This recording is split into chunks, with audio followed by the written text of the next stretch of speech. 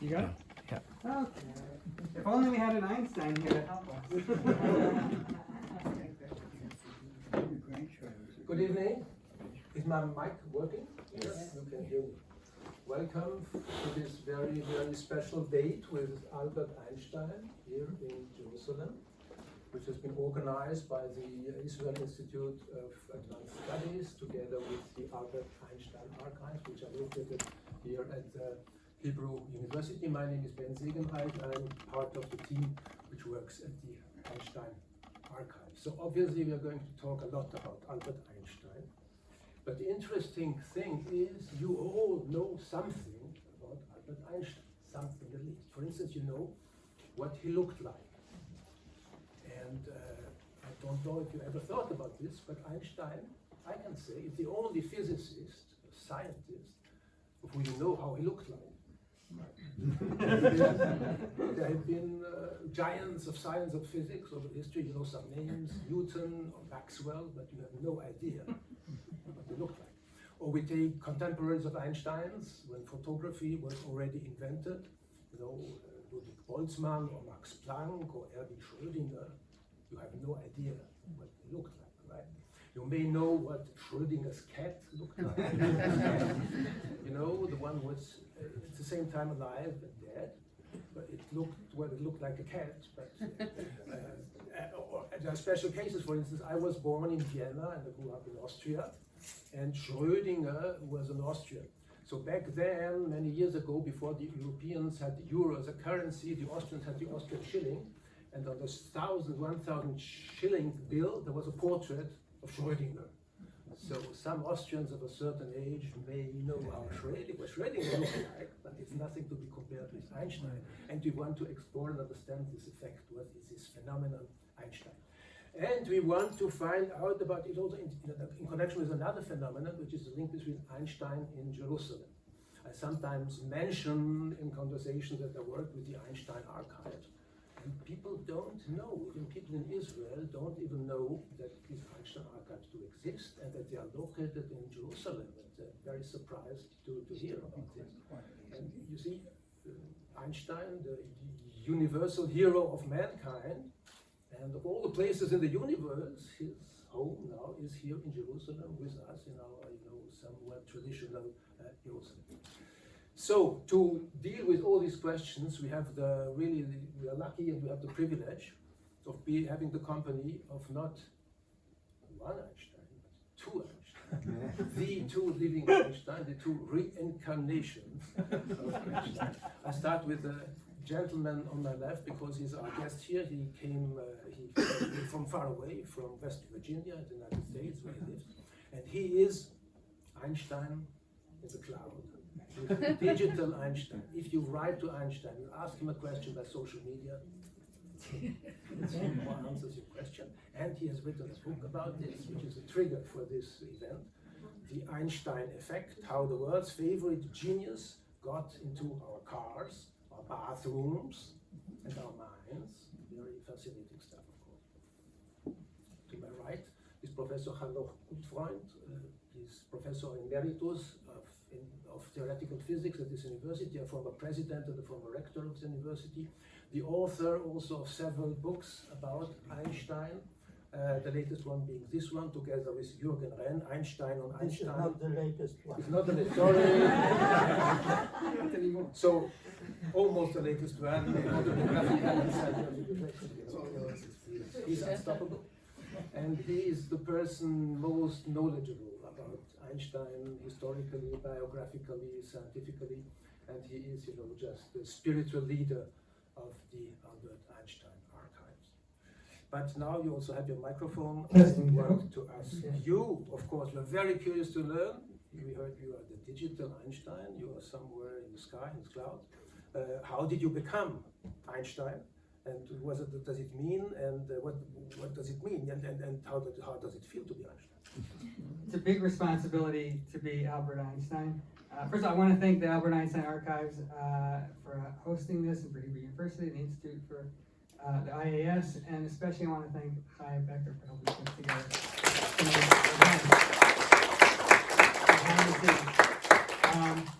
I'm a journalist by trade, and I first wrote an article about Albert Einstein in 2015.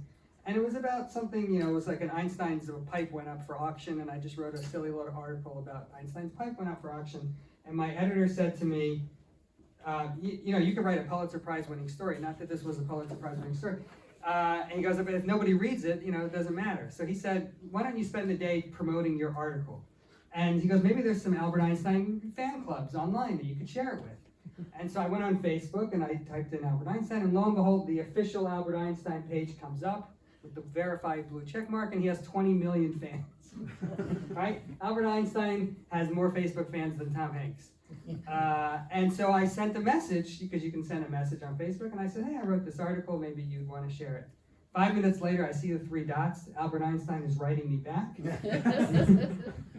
And he goes, oh, thanks for sharing. It was the person had the job before me. And his name was Tony. And he said, thanks for sending it to me. And 5 minutes later, he posted it to Einstein's 20 million fans. And the traffic to our website went through the roof. Our website crashed. We got so many viewers to that article. So my editor, being a smart editor, said, why don't you write some more articles about Albert Einstein? And so that started my journey. I started writing lots and lots of articles about Einstein. And then eventually, when Tony left to become a lawyer, the archives asked if I would step in and take over. That was 2017. But it is an awesome responsibility to speak for the world's favorite genius. I have to be careful what I post. Sometimes, I have Einstein's Instagram on my phone, and sometimes I'm posting pictures of my pets to my own Instagram, and I accidentally post it to Einstein's Instagram. It's happened on more than one occasion. Luckily, I caught it in time. But I didn't realize, he's such a role model for so many people. I get emails from kids in India asking me for help with their science homework. Little do they know that some short Jewish guy in West Virginia is pretending to be a Nobel Prize winner. But, so that's really how the book came about, is I started writing articles about Einstein and started learning about him. And I am the least likely person to write a book about Albert Einstein. I'm not a scientist. I failed science in high school and college. I like to call myself a likable idiot. And I looked on Amazon. There's about 700 books about Einstein, and most of them were Hanoch's books. And I wanted to write a book for people like me, for the mainstream average Joe, to write about ways they can connect with Einstein. So that's how I got started in it. Okay, jump to the other side. I hope it's working. Einstein didn't live, of course, in Israel. Hello? Yeah, no, for me, right? Einstein didn't. Oh, Einstein. One. It's okay. Okay. Einstein visited just once. He came. It was in 1923. In February of 1923, he came to what was in Palestine, the British mandate. We just last year celebrated 100 years since the historical single visit of Einstein to this country and to this region. And he, of course, he never lived here. He lived in Berlin and in Princeton and in Switzerland. But all of a sudden, we noticed that most of his intellectual estate, his writing, his manuscripts, his stuff, are here with us in Jerusalem. How come? Well, it's not a miracle. That happened. Einstein lived in Germany. Actually, when he returned to Germany from a few years in Prague, before that in Switzerland, for the first time, according to his own testimony, he found out he was a Jew. There was nothing Jewish. There was no Jewish sentiment in his life before that, even though as a child there is a short episode of Jewish education. You see, his parents, to compensate for sending him to the Catholic school in Munich, they brought a Max Talmud. Talmud was the name of his private instructor, to instruct little Albert in the principles of Judaism. Now, two things happened. That Max Talmud succeeded immensely, because after a few weeks, what happened was the last that his parents wanted, because little Albert asked his parents to observe Shabbat and kosher. but there was a happy end, for them at least. Max Talmud made a grave mistake. He gave little Albert also part of science fiction books. And there also a small book on geometry, and that fascinated him. And a few months later, he even didn't want to celebrate a bar mitzvah. Later, he referred to these years as the paradise, the religious paradise of youth. Then something happened. He was in Prague for several years. In Prague, he met Jewish intellectuals, Max Brod, Kafka. There was a whole group, and indifferently in the questionnaire, he changed non-religious to Jewish, but that had no effect on him. In 1914, he returned to Germany. And then, for the first time, he faced anti-Semitism. And he said, that is when I discovered that I was a Jew. And I own this discovery not to us, to the Jews, but to the Gentiles. And to make a long story short, because it's a long odyssey, he was asked to join the Zionist movement in 1919 by Chaim Weizmann at that time, who sent Felix Rosenblit, who was the leader of the Zionist movement in Germany, who later became the first Minister of Justice in the State of Israel, Pinchas Rosen, and they convinced Einstein to join the Zionist movement and to join a delegation to the United States of America, his first public involvement on behalf of the Jewish nation.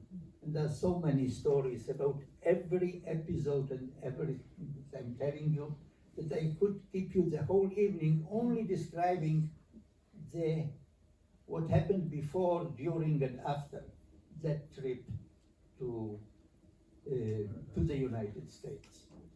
Anyhow, in 1922, Einstein, on the way from Japan, and before that in Singapore, where he for the first time met what is called Sephardi Jews, and he romantically refers to them as, although we are separated for 1500 years, it is clear that we belong to the same nation. On the way back, he stopped over for a few days in Palestine. And there he gave this lecture at the Hebrew University 2 years before the Hebrew University was officially opened.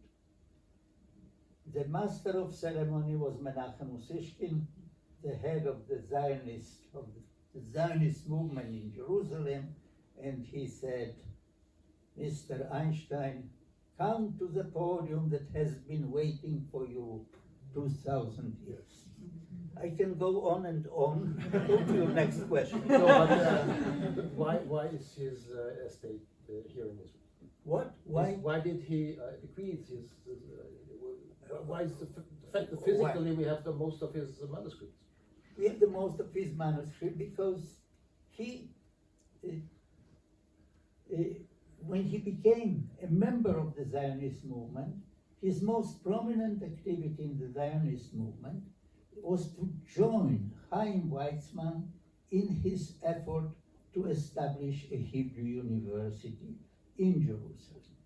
when he came to the United States in 1921 with that Zionist group, he said, when he met journalists, he said that there is no event that happened there since the destruction of the Second Temple which inspires him so much as the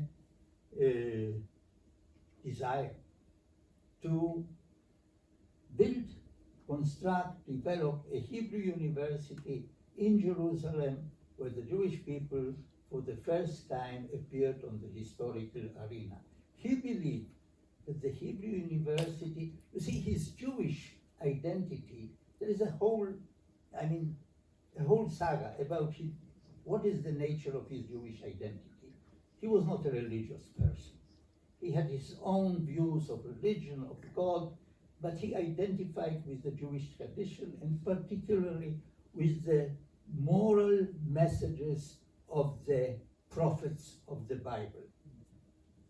The pursuit of justice, Torah Lishma, learning for its own sake, and so on and so on. And he believed that the Hebrew University will be a framework, an arena, where all these values will come into prominent presence in modern time. That's why he supported the Hebrew University. For him, Palestine was not only a haven for persecuted Jews. He thought that for the Jews of Russia, Poland, and Eastern Jews, this may and probably will serve this purpose. He never believed that the Jews of Germany will have to leave Germany. So he thought that the Hebrew Palestine and the cultural center established there and the Hebrew University, which will be established there, will be a reawakening or rebirth of the Jewish soul. And the Jewish soul he interpreted in the terms that I just outlined to you before.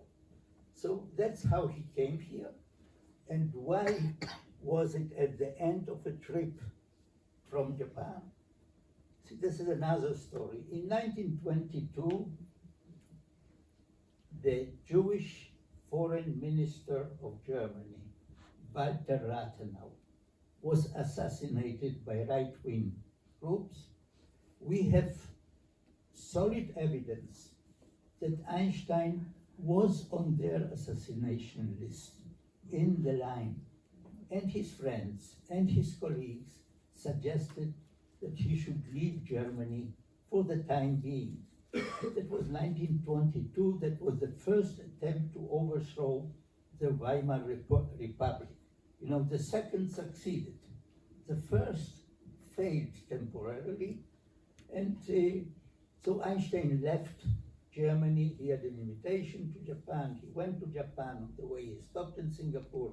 On the way back, he stopped also in Spain to promote he was already famous with his general theory of relativity, to promote his general theory of relativity. And en route to back home, he stopped over for 12 days in Palestine. And this is another story. There is a diary. Every day something special happened. Every day, and it's all recorded. We know it in great detail. Thank you. Satisfied?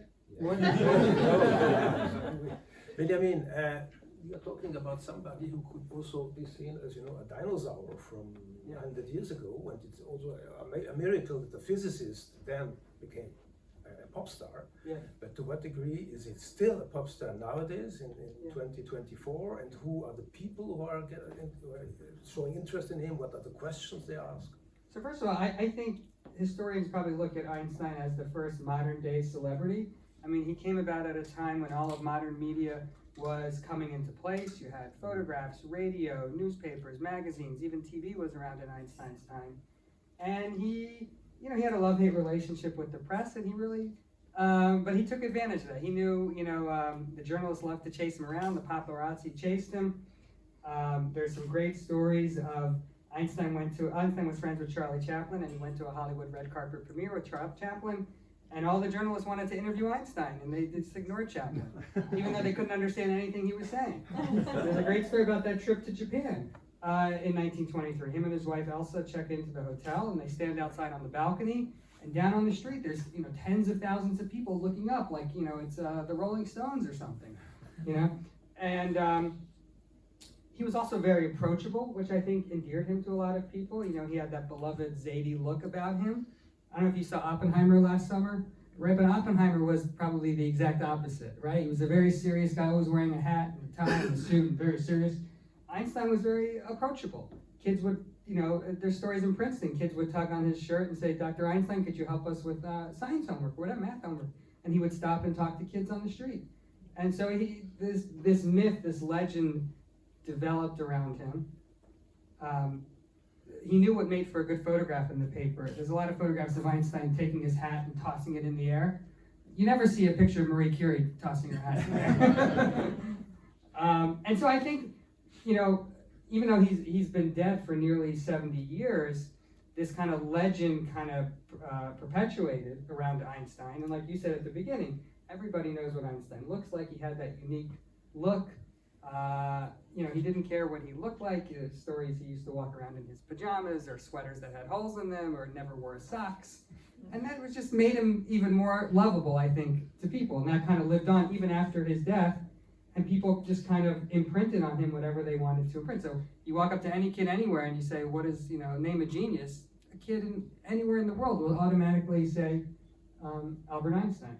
What's fascinating to me, and this is kind of how I got interested in the book, was because I didn't come to Einstein through science. Not like so many other people who came to Einstein through science. I came to him more through pop culture, and I think that's the way a lot of other people connect with Einstein, is just through non-scientific aspects. So in being Albert Einstein on social media, I met a lot of people who, for example, were obsessed with Albert Einstein.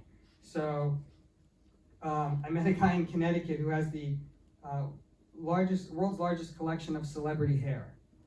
He has the Guinness World Record for celebrity hair. I went to his house in Connecticut, and he showed me some bloodied hair. He goes, this is Abe Lincoln's hair from the night he was shot. I don't know if it's true. And he showed me, he has Neil Armstrong's hair. This is actually true, that he bought off of Neil Armstrong's barber, and Neil Armstrong sued him.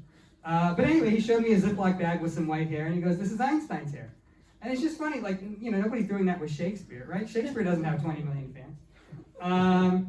So to me, that was, those were fascinating people. The other thing I'll say, I set up a Google News alert because I post to Einstein's accounts probably 8 times a day. He's the most active dead celebrity on social media by far. Marilyn Monroe's on social media. She occasionally offers some fashion advice. John Wayne's on Twitter, but he doesn't really have much to say. But Einstein, I set up a Google alert so that I would know anytime Einstein was in the news. Google sends me 10 alerts a day. Just yesterday, we were talking about this. There was some black hole discovery this week where it proved one of Einstein's theories. Just yesterday in the news, scientists are still working on Einstein's theories. Since the year 2000, I think 4 or 5 of the Nobel Prizes in physics have been awarded to scientists working on Einstein's work, right? So he's still very relevant to science, and I think to just everyday people, so he kind of transcends science, I think, and that's what makes him so popular. Hanoch, talking about the archives, what is the mission of the archives? What are they good for? Who's taking interest? Okay. Let's defer that a little. Let's talk about Einstein. Okay. Before the Just no, I will get to the archives, but I want to supplement something what Ben said about his popularity, and because there are 2 aspects which are very unique to Einstein. One is, and that makes him also so popular. One is that Einstein, more than any other individual, scientist or not scientist, expressed his views on every issue that was on the agenda of mankind during his lifetime, the first half of the 20th century. And so many things happened then. two world wars, disintegration of empires, the appearance of the Zionist movement and the quest of the Jewish people for a revival, the Hebrew University. Human rights became an issue, a moral and political issue on the agenda of mankind. Einstein may be the only individual who expressed his views in writing, orally, on every aspect, on every issue that was in those days. And therefore, also, the archives is such a rich resource for anybody who is interested in the history, not only in the history of science of the first half of the 20th century, but also in the general history, in the political history, in the cultural history of the first half of the 20th century, because Einstein was involved, expressed his views, and had an impact way outside of his own field of physics. So that's one unique aspect of it. And the other one is something that is the reason why we are here. You see, usually when people die, no matter how famous they were, no matter how popular they were in their lifetime, as time, with time, their memory recedes into history. Now, I can tell you, I can convince you, that with Einstein, the opposite happens. And this is the only case where exactly the opposite happens. The more we are distant from his death, the greater is the public interest in the Einstein phenomenon. And that, culture, the arts, there is an avalanche of books about Einstein. We are celebrating here a book. The master of the ceremony mentioned another book. In 2008, a historian of science, a well-known historian of science, Don Howard, published an article. And in that article he says, too many books have been already written about Einstein. Let us decide on a moratorium. Let us not write books until new things are discovered. And he mentioned there, until all the material in the archives at the Hebrew University is published, researched, explained, then go and write new books. That had no impact. Since 208, if you want to count, look up in Amazon, there are 90 new books on Einstein. 4 of them are mine. Here is another one. There are also children books which I didn't count. Yes. So these two aspects, the man who expressed his views on everything, and I didn't talk about philosophy and God and religion and everything else, and the growing popularity of Einstein, the growing public interest in Einstein as time passes from his death.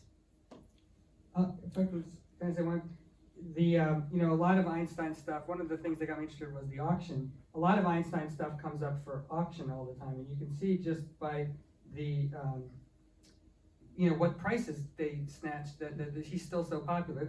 Einstein used to love wearing this leather jacket, and there's a lot of pictures, and he used to just wear it all the time. And this went up for auction. It was a leather Levi's jacket. And it's funny, he's this, schlubby German Jewish scientist trying to beat James Dean with his cool leather Levi jacket. And the person who bought that at auction was the Levi's company so that they could put it in the Levi's Museum. And the curator said when she took it out of the box, you know, Einstein used to smoke a pipe all the time. She said she still smelled all the tobacco smoke when she took it out of the box. The largest Einstein auction was just 2021, just a few years ago. Was it 56 pages, sold at auction for over $11 million, right? So people are spending money because he's still very relevant, I think. One interesting aspect through which the presence of Einstein can be felt is the famous quotations. Every day we hear some quotation by Einstein, something which is said or supposed to have said. Tell us something about the quotation. Yeah, there's a lot of online. I see a lot of people post Einstein quotations, and so there's a lot of Einstein quotes that are real and Einstein quotes that are not real. I'm trying to think where I have. Oh, here we go. I have an example here. This was Ivanka Trump posted this to Twitter. It was an Einstein quote.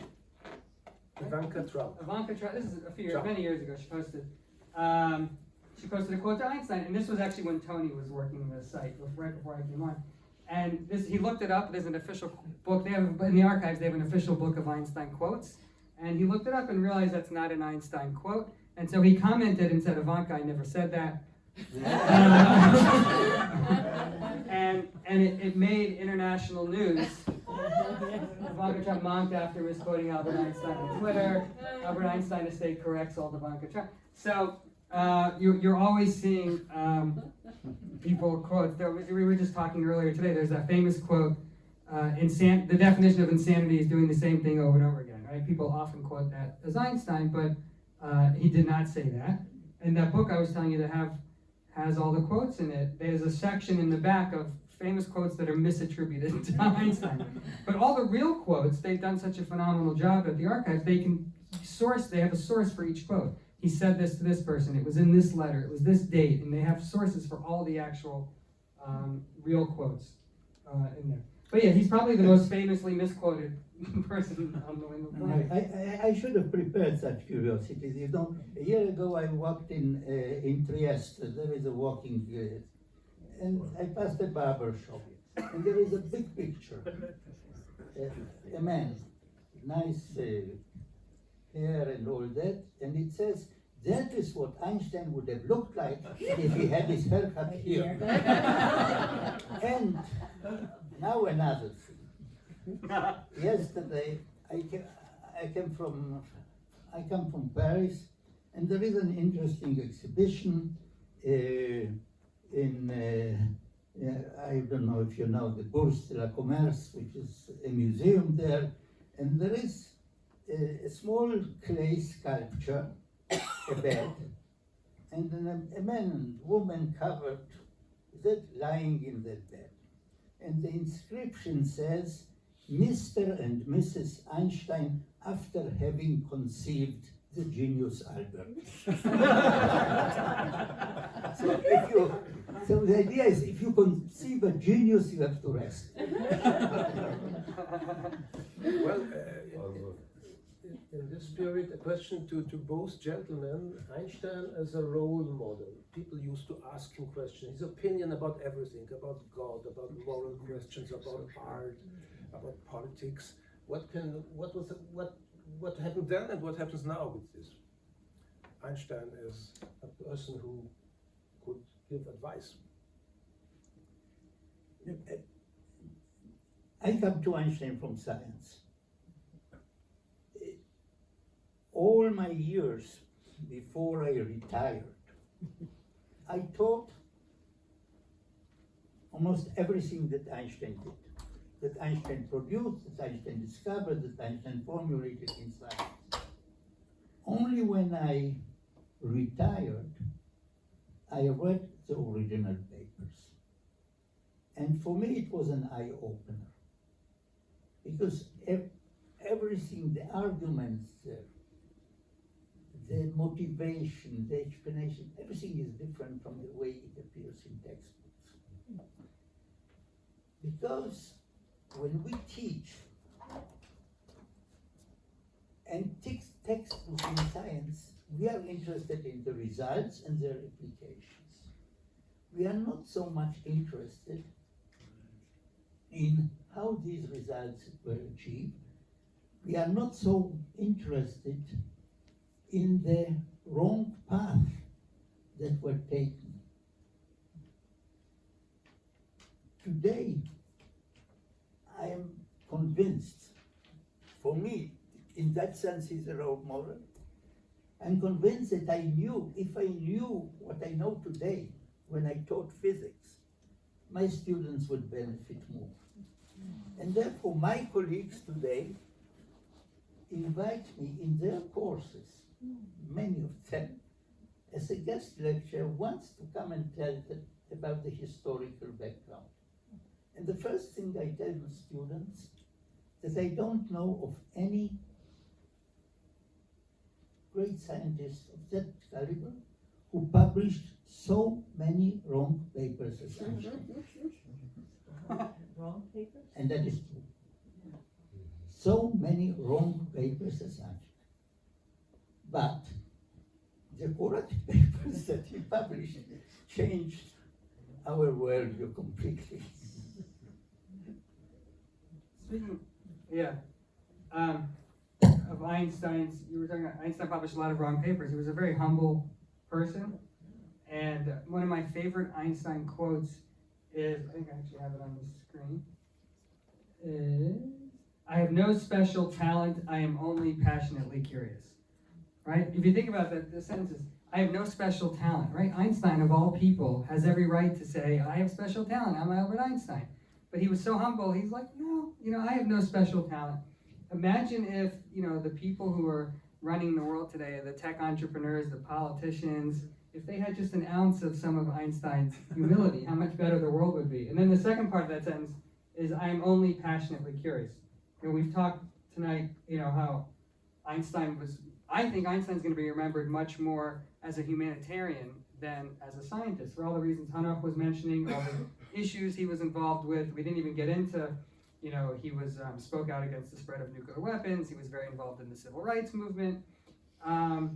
It's why Time magazine named Einstein the person of the century, right? They could have chosen the Beatles, Gandhi, JFK, MLK. They chose Einstein because I think, sure, he was a great scientist, but also, he was a great humanitarian. And I think that's what that second sentence is. I am only passionately curious, right? What does it mean to be curious? It means to care about people outside of yourself, right? You can walk up to somebody on the street and say, let me tell you about me, let me tell you all the good things I did today. Or I could say, tell me about you, tell me your story, tell me about your struggles. And so what Einstein was saying is, don't just be curious, but be passionately curious about other people. So I think that's like such a role model, I think, for today's society, for sure.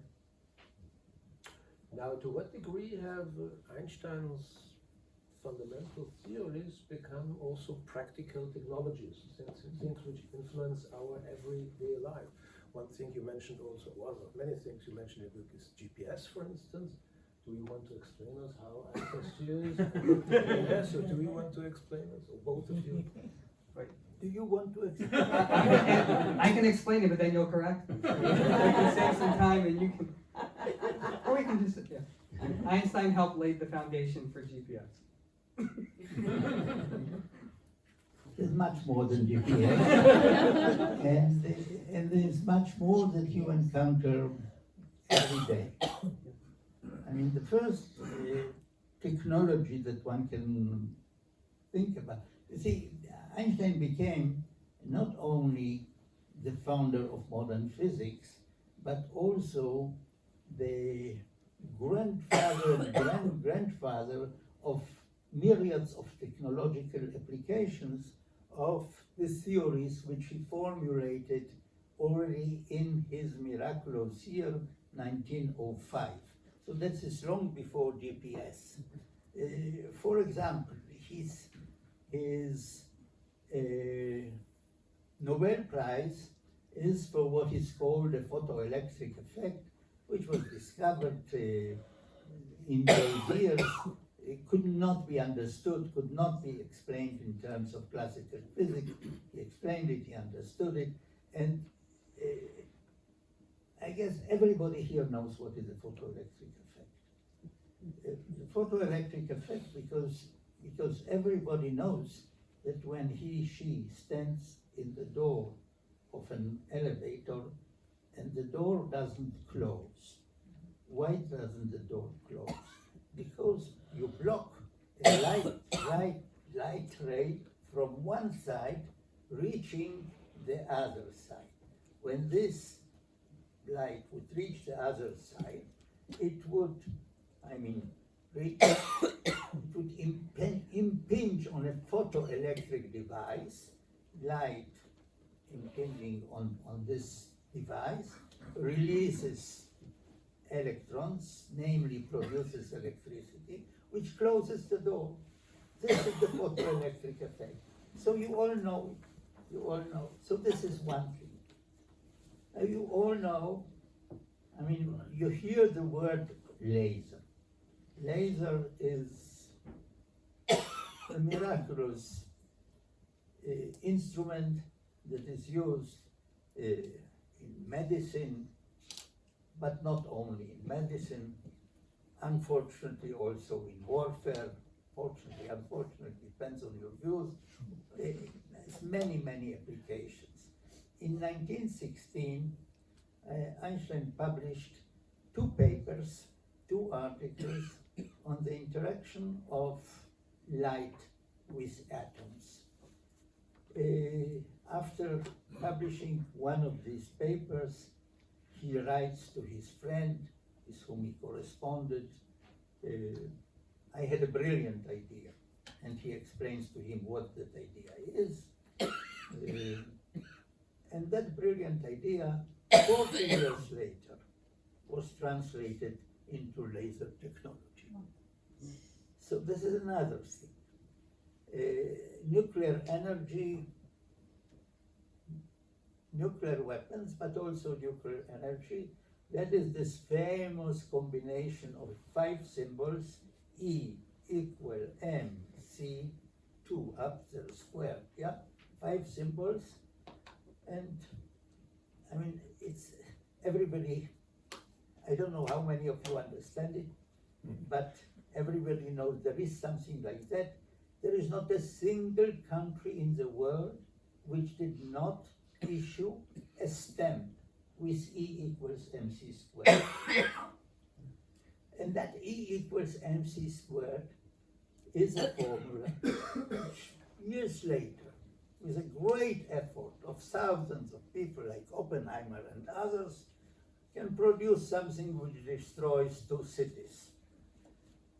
But it also does some good things, because what happens in the core of the sun, and of every other star in the core of the sun, there is a certain combination of atoms that combine, and mass is lost, is in transport into energy, and this E equals mc squared in the sun is the source of energy and therefore of life on our Earth. And I didn't mention GPS yet. I give it to you. Well, GPS works. I'll do that's Einstein for dummies. That's my expertise. GPS works because of the theory of relativity. You have 3. You're in your car is moving.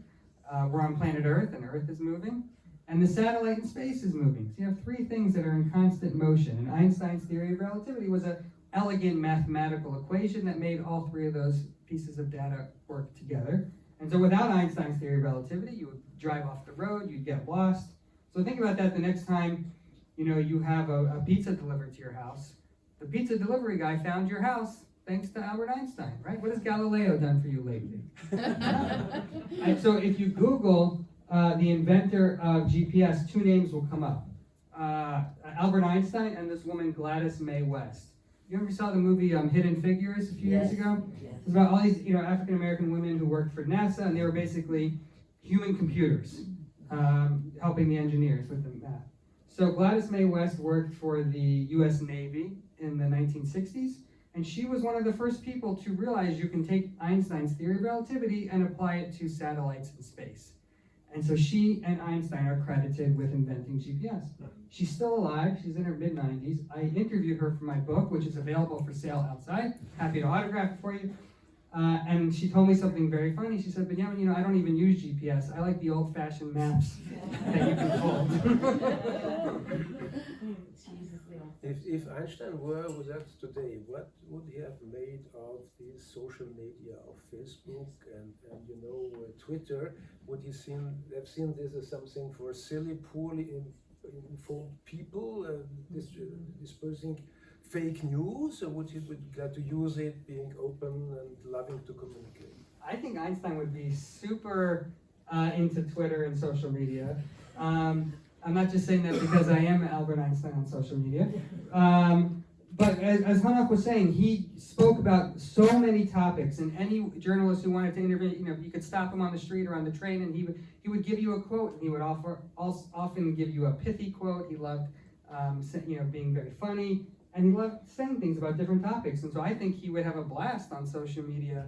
And he didn't really care what people thought about him, and I think he would hold truth to power, and he would talk about issues that were important to him. And yeah, I think he would take my job if he were alive today. I would like to give. It's okay. I would like to give you the opportunity to ask any questions which could be coming up. Have you thought about something you wanted to ask? Yeah, I give the lady. We're at the same time, but Okay. I give the lady the priority. I'm wondering if either of you gentlemen could just address his relationship with his wives. Yeah. Wife? What was the question? Relationship with his wife. Wives. Wives. Not a happy story.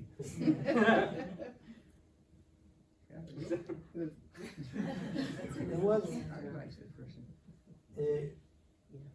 there are two wives. Which one do you refer to? The One he abandoned. The wife scientist. The one, The first one. The first one. the first one, Mileva. So Mileva was a student in physics, one of the first women to enroll in science at that time. There was a passionate love affair. His parents strongly objected to that.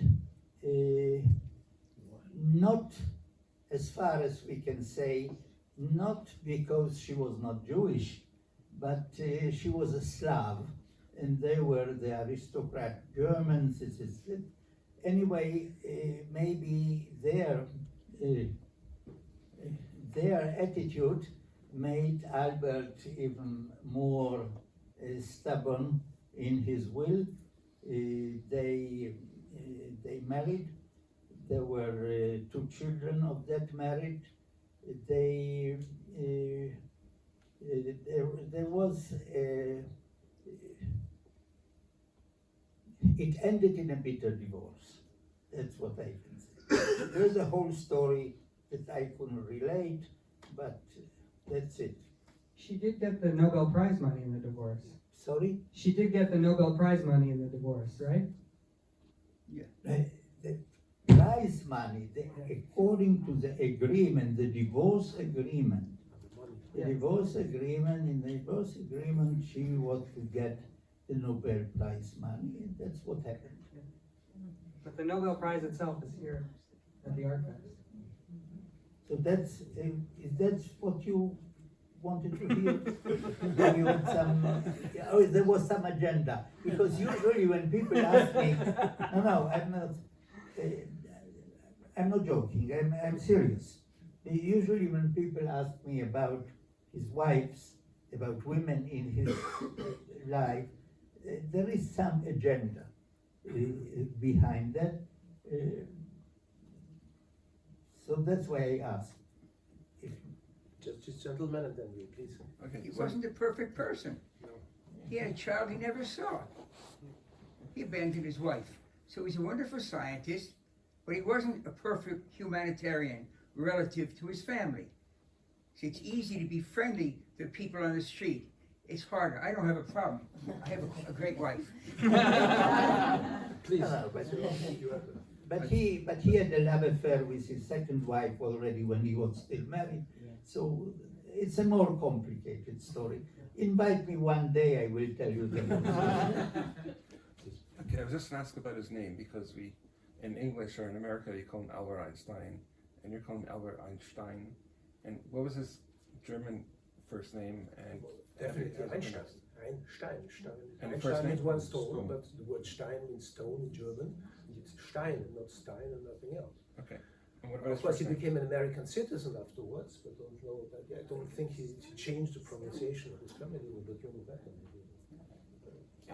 I met a girl who's some distant related. She's a college student, and her last name is Einstein. And she said her science teacher at school was reading on the page, and he goes, Einstein? Like he didn't know what it was. Here is another one. I gave him my microphone. Recently, a book came about Einstein biography in Hebrew. It's not translated yet, by Sarah Aaroni. It is called כאשר Einstein בא, when Einstein came. It's a fascinating book.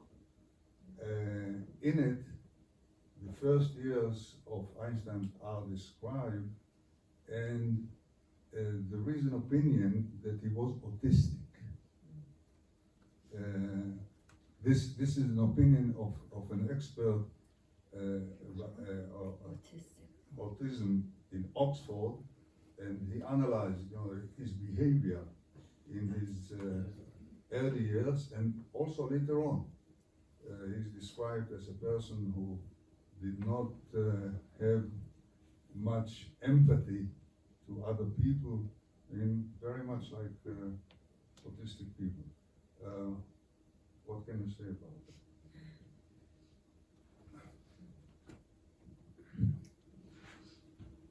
I know nothing about evidence that he was autistic. There are, there is a lot of around Einstein.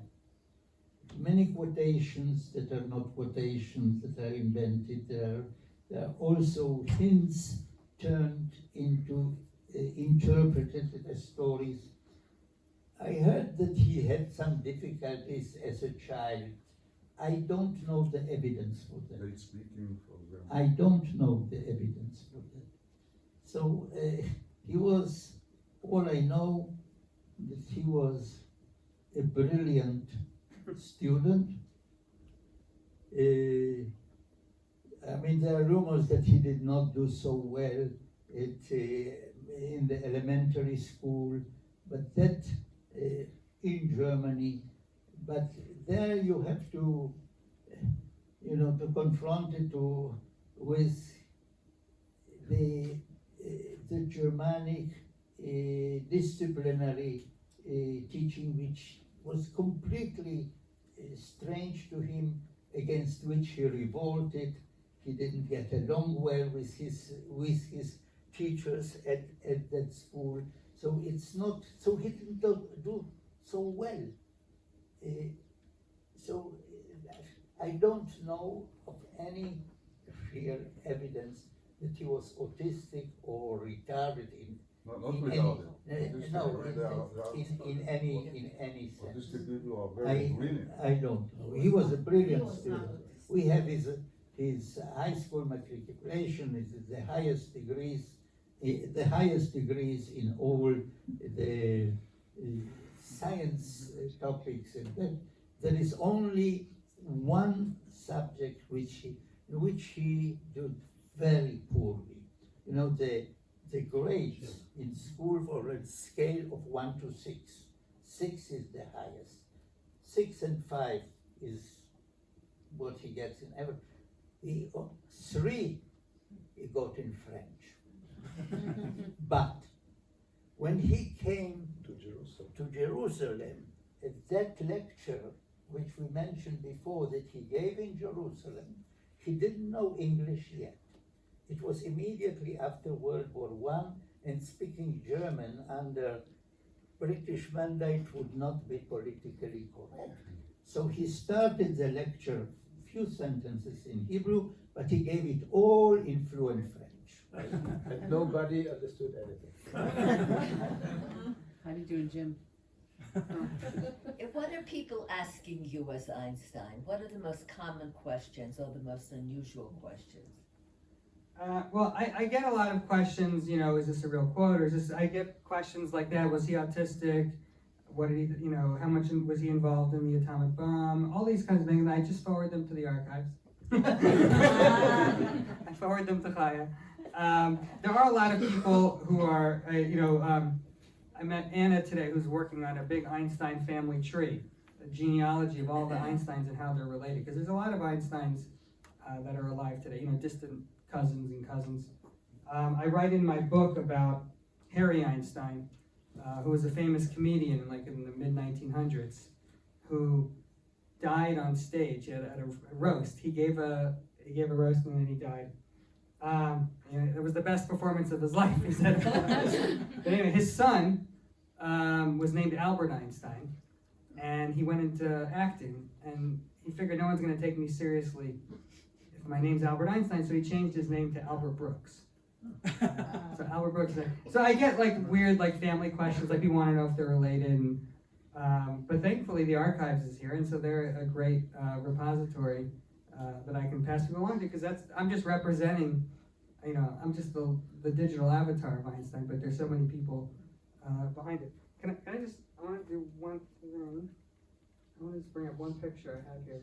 There's this picture I just wanted to show everyone tonight of Einstein in Princeton. This is a few months before he died. And there's 3 girls. These are sisters. And the youngest girl on the bottom corner is Susan Sachs, and she's here tonight. And wave your hands. So we are all 1 degree of separation from Einstein right now. Please. I just had a question, you speak about Einstein, and we always You hear. want to use the microphone? So Would you that like me to everyone- speak She's louder? a loud New Yorker. I can She- speak louder. Okay. When we speak about famous personalities, and then we refer to their children, very often their children have a lot of problems because of their famous, the famous parents. I was wondering what happened with his children. The same as with his wives. It's another topic. He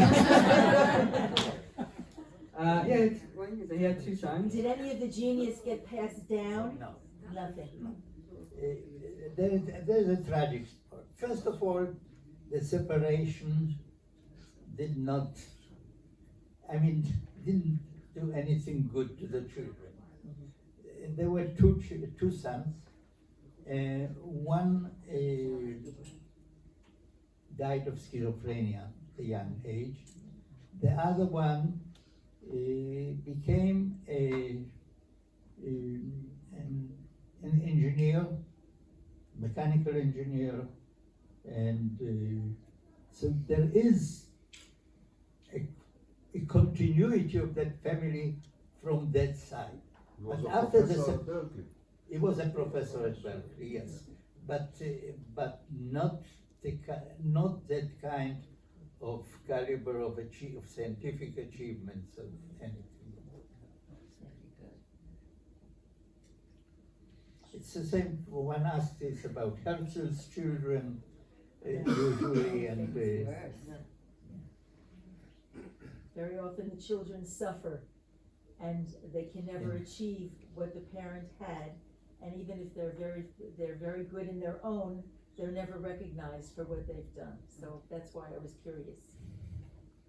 So if there is no additional question, I want to, sorry, please. So I will give the agenda that the previous question about the wife was not explicit about.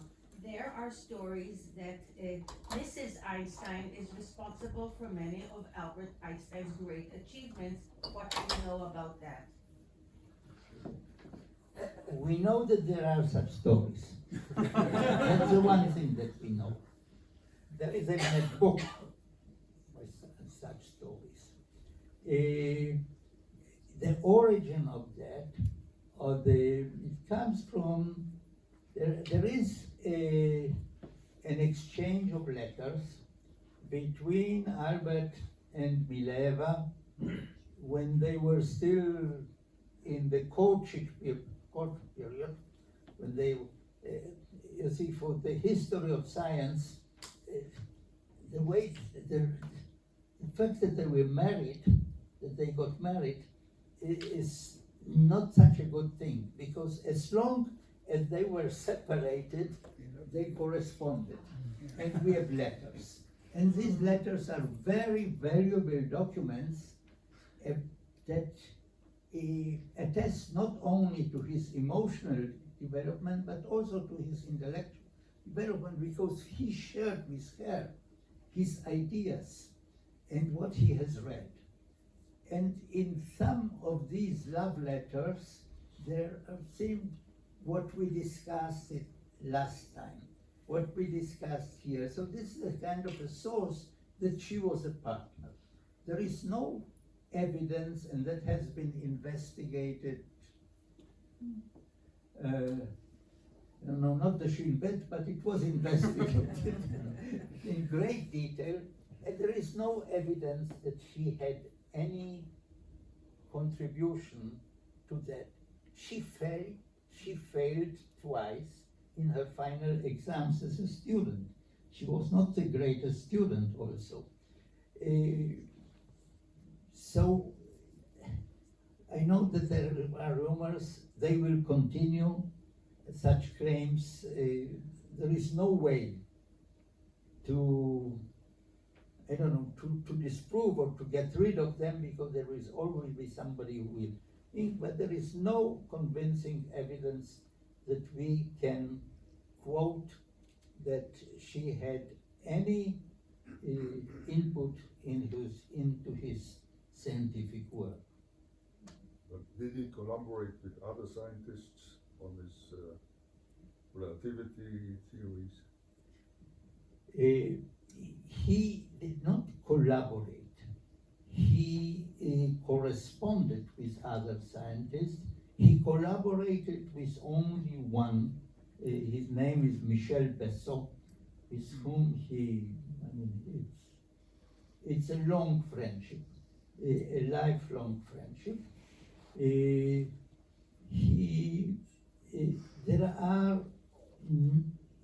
Besson was the only one in all his papers who gets at the end of a paper an acknowledgement. There are no acknowledgements in any of his papers. There are hardly any references in any of his papers.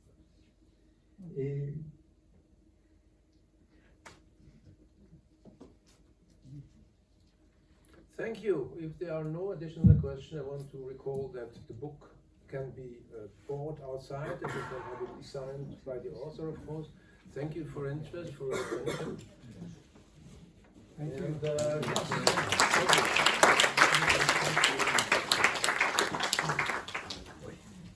The book's a great read. Frank, you should put that on Amazon. so,